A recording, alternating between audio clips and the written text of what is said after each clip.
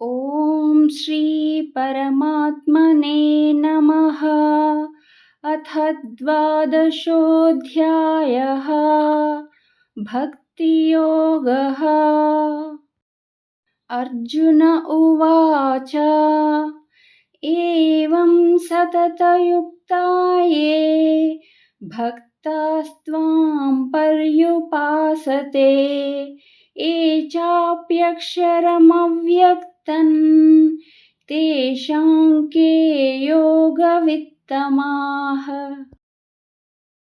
భావము అర్జునుడు పలికెను, ఓ కృష్ణ, అనన్య భక్తితో నిరంతరము నిన్నే భజించుచు ధ్యానించుచు పరమేశ్వరుడవైన నీ సుగుణ రూపమును ఆరాధించువారును మరియు కేవలము అక్షరడవగు సచ్చిదానంద ఘన నిరాకార పరబ్రహ్మవైన నిన్ను అత్యంత భక్తిభావంతో సేవించువారును కలరు.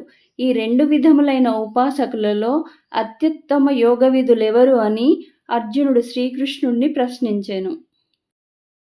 శ్రీ భగవాన్ ఉవాచ మయ్యావేశ్య మనో యే మాన్ నిత్యయుక్తా ఉపాసతే శ్రద్ధయా పరయోపేతాస్ తే మే యుక్తతమా మతాః. భావము శ్రీ భగవానుడు ఇట్లనెను, పరమేశ్వరుడనైన నాయందే ఏకాగ్రత చిత్తులై నిరంతరము నా భజన ధ్యానాదులయందే నిమగ్నులై అత్యంత శ్రద్ధాభక్తులతో సుగుణరూపమున నన్ను ఆరాధించు భక్తులే యోగులలో మిక్కిలి శ్రేష్ఠులు అని నా అభిప్రాయము అని శ్రీకృష్ణ భగవానుడు అర్జునుడితో పలికెను.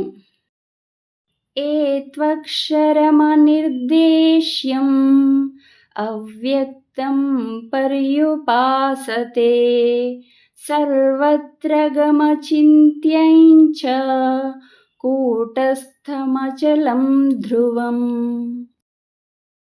సన్నియమ్యేంద్రియగ్రామం సర్వత్రా సమబుద్ధయః తే ప్రాప్నువంతి మామేవ సర్వభూతహితే రతాః. భావము కాని ఇంద్రియ సముదాయమును చక్కగా వశపరుచుకొనువారును సకల ప్రాణుల హితమును కోరువారును సర్వప్రాణులను సమభావముతో చూచువారు యోగులు అనబడుదురు. అట్టివారు మనోబుద్ధులకు అతీతుడును సర్వవ్యాపియు అనిర్వచనీయమైన స్వరూపము కలవాడును ఎప్పుడూ ఒకే స్థితిలో ఉండువాడును నిత్యుడును నిశ్చలుడును నిరాకరుడును శాశ్వతుడైన సచ్చిదానంద ఘన పరబ్రహ్మయందే ఎల్లప్పుడూ ఏకీభావంతో ఉపాసింతురో వారు పరబ్రహ్మను పొందుదురు అని శ్రీకృష్ణుడు అర్జునికి చెప్పెను.